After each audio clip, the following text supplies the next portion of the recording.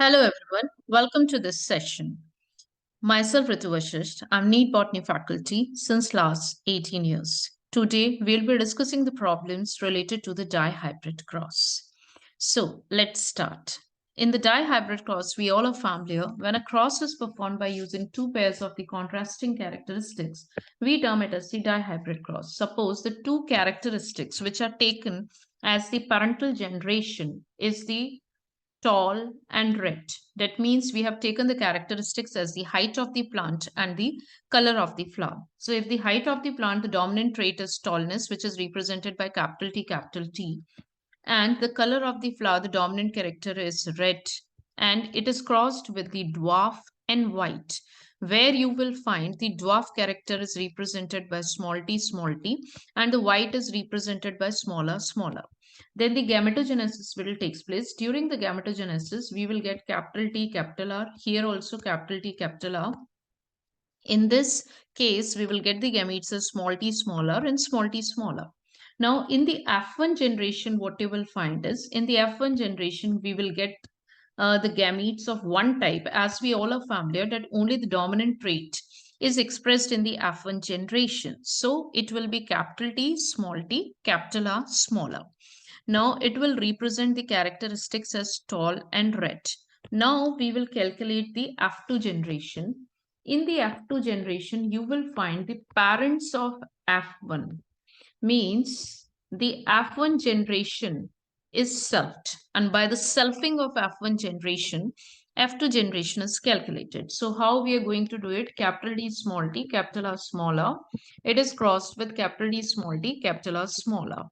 Now here, when we want to find out the number of gametes for this generation, we can use two methods. One of the method is Folkline method. So according to that method, we can use capital T, small t. Then there are two variables, capital R smaller. Here also capital R smaller. So in this case, you will find that we will get the gametes as capital T, capital R, capital T smaller, small t, capital R, and small t smaller. Same would be the case here. Capital T, capital R, capital T smaller, small t, capital R, and small t smaller. Here what you will find is, when we are going to draw the Punnett square in order to identify the phenotypes and the genotypes that will be produced under the F2 generation, we all are familiar that the Punnett square is the technique which is used to find out the genotypes. So here capital T, capital R, capital T smaller, small t, capital R, and small t smaller. Same we will be writing towards this side, and then we are going to fill the entire Punnett square. How we are going to do it? Capital T, capital T, capital R, capital R. Again capital T, capital T, capital R smaller. Then you will find that capital T, small t, capital R, capital R, capital T, small t, capital R smaller. Here also it will go like this. And then what you will find is, when we are going to fill this entire Punnett square, you will find that we will be able to get both the ratios. That is the genotypic ratio, and at the same time, we will be able to get the phenotypic ratios also. And when we will be able to get the phenotypic and the genotypic ratios both, now our Punnett square is filled. Now students, just focus. You will find that these 9 are actually representing the dominant traits. You would say, what all are the dominant traits that are represented in this? Here you will find the dominant traits. That means you will find tall and red would be 9. Then you will find tall and white would be 3. Then you will find dwarf and red would also be 3. And then only one would be dwarf and white. So here what you will find, why I have drawn this triangle, you would find that these 9 are actually representing the tall and red, because we are familiar, even if single capital T is present, it is going to give us the tall trait, and single capital R is present, it is going to give us the red.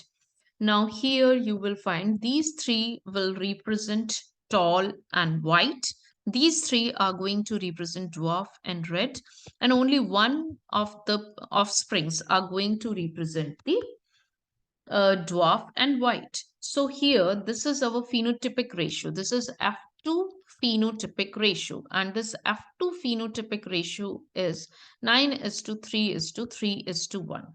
If we are going to calculate the genotypic ratio for the same, we will get it 1:2:2:4:1:2:1:2:1. So basically, this is the genotypic ratio for the F2 generation, and this is the phenotypic ratio, and this is the Punnett square which we have drawn to find out the offsprings produced during F2 generation. So I believe that it is clear till here. Now we will be discussing the numericals based on this, that how many parental combinations are present by considering the phenotypic ratio.